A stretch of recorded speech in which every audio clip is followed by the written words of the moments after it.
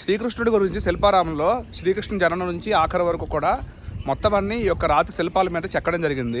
అందరూ video miss అవ్వకుండా last వరకు చూడండి.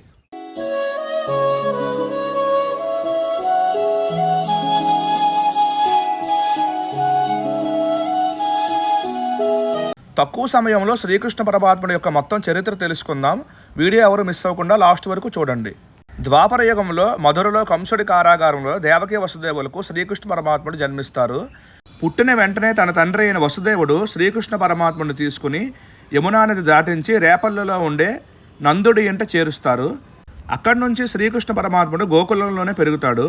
చిన్న వయసులోనే పూతన, శకటాసుర, తృణావర్తి వంటి రాక్షసుల్ని శ్రీకృష్ణ పరమాత్ముడు సంహరిస్తాడు. పిల్లలతో ఆడుకుంటూ మట్టి తింటున్న కృష్ణుడిని దగ్గరికి పిలిచి యశోదమ్మ అసలు నోట్లో ఏముందో చూపించమంటే మొత్తం బ్రహ్మాండాన్నే శ్రీకృష్ణ పరమాత్ముడు యశోదమ్మకు చూపిస్తాడు. తన అన్నయ్య అయిన బలరాముడితో ఇలాంటి చిలిపి చేష్టలు ఎన్నో చేస్తూ గోకులంలో అందరి మనస్సులు శ్రీకృష్ణుడు గెలుచుకుంటాడు. అలానే బకాసుర సంహారం, ధేనుకాసుర సంహారం చేసి ఇంద్రుడి యొక్క గర్వాన్ని అణచడానికి గోవర్ధనగిరిని తన యొక్క చిటికెన వేలుతో పైకెత్తి గోకులంలో ఉండే అందరినీ రక్షిస్తాడు శ్రీకృష్ణుడు. అలానే శ్రీకృష్ణుడు తన యొక్క వేణుగానంతో గోపికలను, పశువులను మంత్రముగ్ధులను చేసేవారు. గోపికలతో రాసలీలలు అంటే అందరూ తప్పుగా అనుకుంటారు. అది లోక కళ్యాణం కోసం మాత్రమే. శ్రీకృష్ణుడు ఎప్పటికీ అస్కలిత బ్రహ్మచారి అని మన పురాణాల్లో కూడా చదువుకున్నాం. రుక్మిణి, సత్యభామ, జాంబవతి వీళ్ళను కూడా వివాహం చేసుకుంటారు లోక కళ్యాణార్థం. యుక్త వయస్సులోనే శ్రీకృష్ణుడు మధురకు వెళ్ళి దుష్టరాజు తన మేనమామైన కంసుని, రాజసూయ యాగంలో శిశుపాలుని కూడా వధిస్తారు. ద్రౌపది వస్త్రాపహరణం సమయంలో అక్షయ వస్త్రాలు ఇచ్చి ఆమె అందరి ముందు అవమానం చెందకుండా శ్రీకృష్ణ పరమాత్మనే కాపాడుతారు.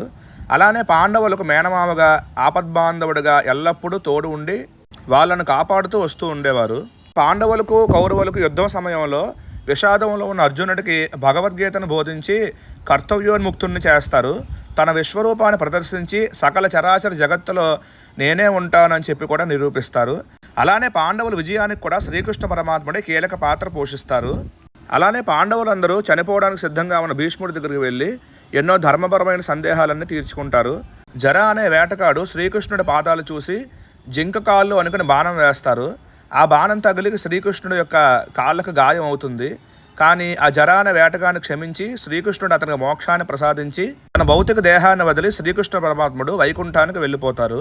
ఇంతటితో ద్వాపర యుగం ముగుస్తుంది. ఇంట్లో ఉండే చిన్నపిల్లలు ఎవరైనా హైదరాబాద్ వస్తే తప్పకుండా శిల్పారామం విజిట్ చేయండి.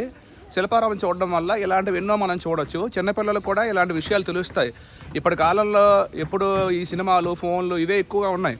కానీ ఇలాంటివి కూడా తెలుసుకోవడం చాలా పిల్లలకు కూడా చాలా మంచి కలుగుతుంది. ఈ సినిమాల్లోని, ఈ బయట ఈ పుస్తకాల్లో భగవద్గీత ఇవన్నీ చాలామంది చూస్తూ ఉంటారు. దానివల్ల మనకు కొంతవరకు మాత్రం అవగాహన వస్తుంది. కానీ ఇలాంటివి చూపించడం వల్ల హిందూ ధర్మ విశిష్టత, అలాగే కల్చర్ అన్నీ కూడా పిల్లలకు చాలా బాగా తెలుస్తాయి. వీడియో చాలా చిన్నది కాబట్టి శ్రీకృష్ణుడి జననం నుంచి నిర్యాణం వరకు కొన్ని పాయింట్స్ మాత్రమే చెప్పగలిగాం. నేను చెప్పిన దాంట్లో ఏమైనా తప్పులు ఉంటే దయచేసి క్షమించండి అందరూ కూడా. అలానే ఈ వీడియోని మీ ఫ్రెండ్స్ అండ్ ఫ్యామిలీ మెంబర్స్ అందరికీ షేర్ చేయండి.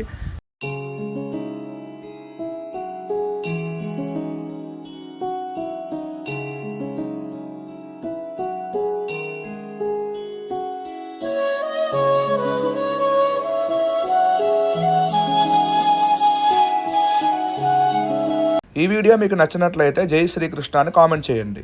Thank you for watching Gautam Srikakulam Moto vlogs.